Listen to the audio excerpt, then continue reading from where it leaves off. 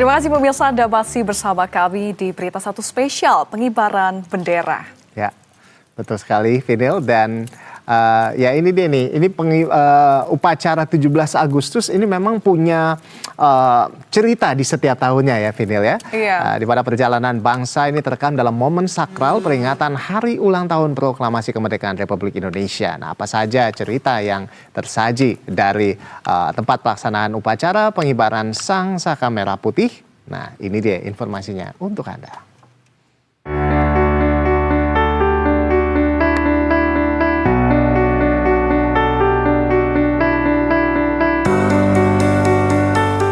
Upacara peringatan detik-detik proklamasi kemerdekaan Republik Indonesia punya cerita menarik di setiap tahunnya. Setidaknya dalam 8 tahun terakhir, ada momen menarik yang tersaji dari istana.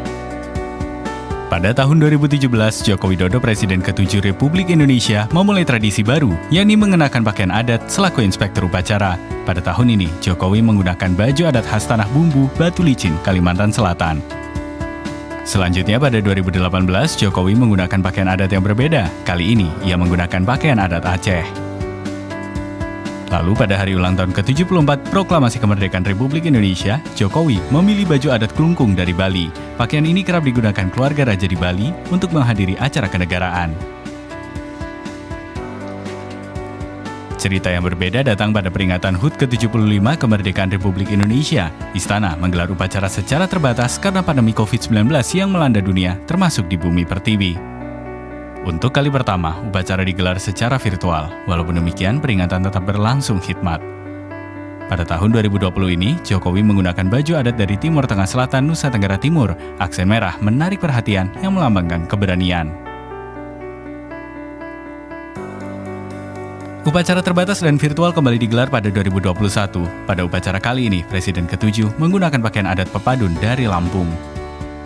Memasuki tahun 2022, upacara peringatan detik-detik proklamasi kemerdekaan Republik Indonesia masih digelar secara terbatas, tapi dengan pelonggaran, sehingga Istana Merdeka kembali menerima kehadiran tamu undangan dengan kapasitas 60% atau sekitar 4.500 undangan.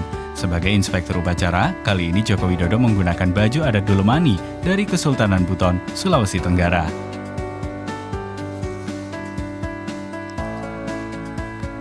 Peringatan Hari Ulang Tahun ke-77 Proklamasi Kemerdekaan Republik Indonesia kali ini lebih meriah dengan kehadiran Farel Prayoga yang saat itu viral berkat menyanyikan lagu Ojo Dibandingke. Mereka yang hadir dalam upacara ini larut dalam irama musik, turut bergoyang mengiringi penampilan Farel saat itu. Pada tahun 2023, upacara 17 Agustus akhirnya bisa kembali dihadiri secara penuh dengan undangan 100%. Jokowi sebagai inspektur upacara mengenakan pakaian ageman Songkok Singkepan Ageng dari kota asalnya, Solo, Jawa Tengah.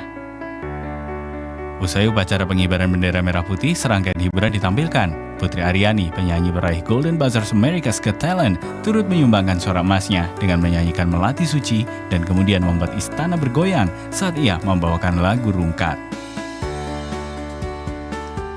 Sementara itu pada 2024 untuk kali pertama dalam sejarah, bendera pusaka dan naskah proklamasi 1945 diterbangkan dari Jakarta menuju ibu kota negara Nusantara. Kirap yang digelar sepekan sebelum upacara ini menarik perhatian masyarakat, baik yang berada di Jakarta maupun yang ada di Kalimantan Timur. Upacara peringatan detik-detik proklamasi dalam rangka Hari Ulang Tahun ke-79 Kemerdekaan Republik Indonesia tahun 2024 dilaksanakan secara hybrid di Istana Garuda, Ibu Kota Nusantara, dan Istana Merdeka Jakarta. Joko Widodo yang memimpin upacara untuk kali terakhir sebagai inspektur upacara mengenakan pakaian adat Provinsi Kalimantan Timur yang dikenal dengan nama Kustin. Ini menjadi kali pertama Sang Merah Putih berkibar dengan gagah di depan Istana Garuda di IKN. Perayaan HUT Kemerdekaan Republik Indonesia tahun 2024 diharapkan tidak hanya menjadi momen untuk mengenang perjuangan para pahlawan, tapi juga menjadi momen transisi pemerintahan dan ibu kota baru menuju visi Indonesia Emas 2045.